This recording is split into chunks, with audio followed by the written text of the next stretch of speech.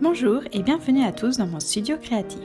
On se retrouve aujourd'hui pour une vidéo do it yourself où nous allons faire ensemble de jolis petits poissons décoratifs. Pour ce tutoriel, nous utiliserons les poissons de Pepperine Studio auxquels j'ai ajouté, pour vous les créatifs, des dessins pour une décoration plus originale. Commençons tout d'abord par récupérer le PDF sur le blog de Pepperine Studio. Au passage, vous pouvez regarder les décorations que je crée, il y en a peut-être une qui vous plaira. Je vous mets en description le lien direct de l'article du blog.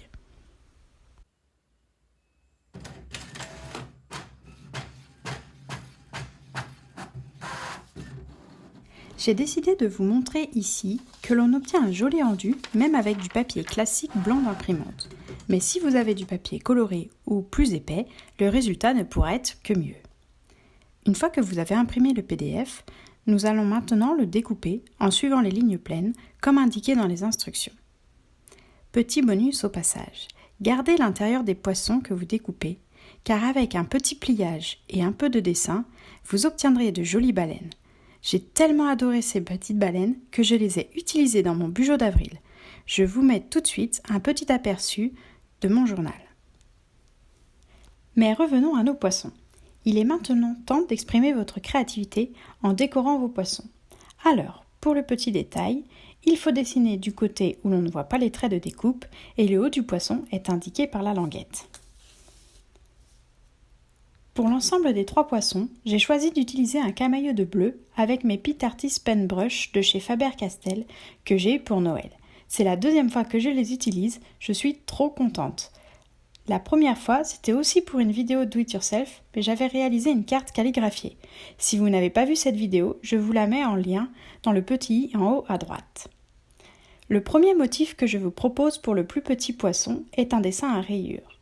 Je m'aide de mon tapis de découpe pour tracer des lignes régulières tous les centimètres. Avec un bleu vif, le numéro 110, je dessine aussi l'œil du poisson. Ensuite, entre les rayures, je viens dessiner des zigzags bleu ciel, le numéro 154, et enfin, je remplis les vagues avec des points dans un bleu pâle, le 146. Voilà pour le petit poisson et le premier motif.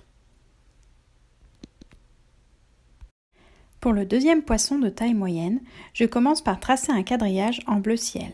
Pareil que pour le premier poisson, je m'aide des repères de ma planche de découpe pour tracer un quadrillage de 1 cm par 1 cm.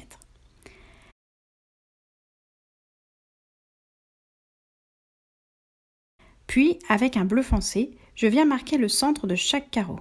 Cela me servira pour la suite, mais je le fais maintenant, car c'est plus simple de repérer le centre du carreau lorsque celui-ci est encore vide. Avec le bleu vif, je viens entourer une intersection sur 2 avec 4 petits triangles rectangles.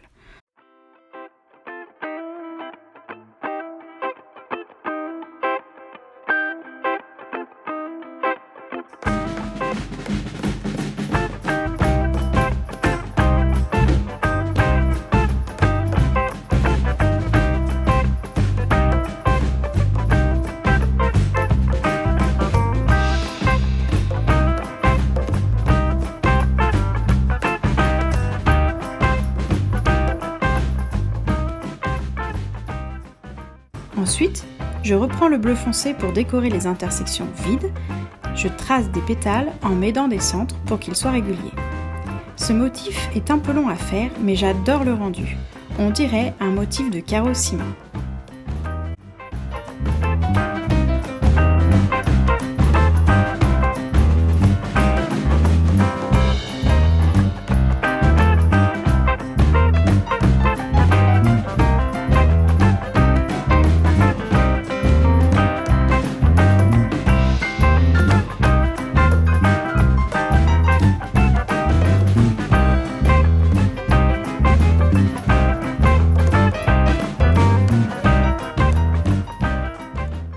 Et enfin, le troisième poisson, le plus grand.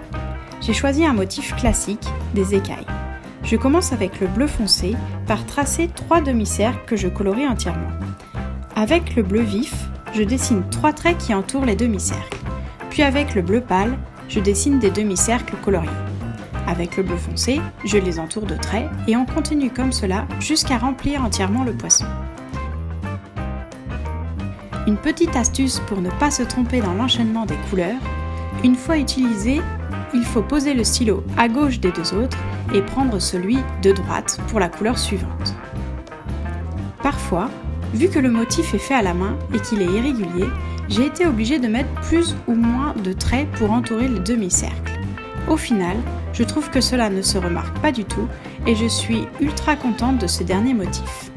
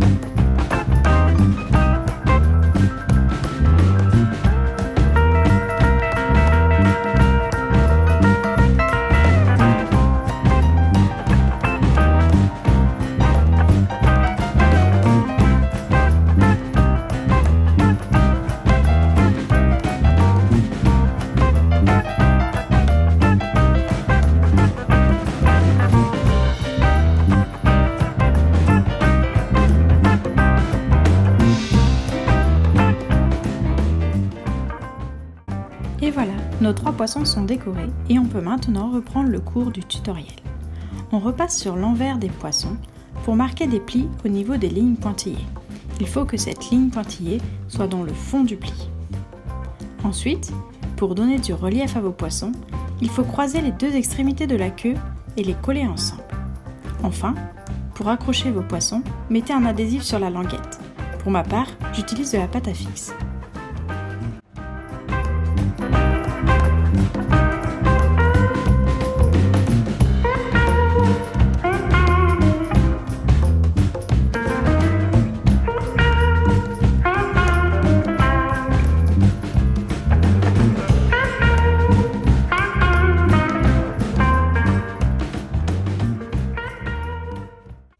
Voici le rendu final de ces 3 poissons dessinés. Pour créer une décoration complète, j'ai fait un autre lot de 3 poissons, mais cette fois-ci sur du papier coloré bleu vif, et j'ai aussi choisi de découper un prénom d'enfant, Marius. Il signifie mère en latin pour le petit clin d'œil au poisson. Une fois tout fixé sur la porte, tada! J'espère que vous avez passé un beau moment et que ces poissons décoratifs vous ont plu. Si c'est le cas et que vous créez vos propres poissons, n'hésitez pas à les partager avec le hashtag doityourself_pepperine_studio_poisson. Hashtag DIYPS poisson au pluriel. Et en taguant les comptes Instagram Perrine Bonheur et compagnie et Pepperine Studio qui s'affichent maintenant tous les deux à l'écran. Si vous avez aimé cette vidéo, vous pouvez la liker, m'encourager en commentaire, vous abonner et activer la cloche car il y a d'autres vidéos à venir. En attendant, prenez soin de vous et soyez créatifs. À bientôt!